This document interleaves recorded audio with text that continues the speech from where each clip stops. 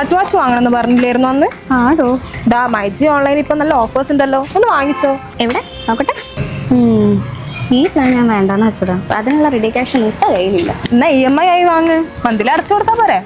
Best. അതിന് EMI cards ഒന്നും എന്റെ കയ്യിലില്ല. EMI കാർഡ്സ് ഇല്ലാതെ EMI എടുക്കാലോ.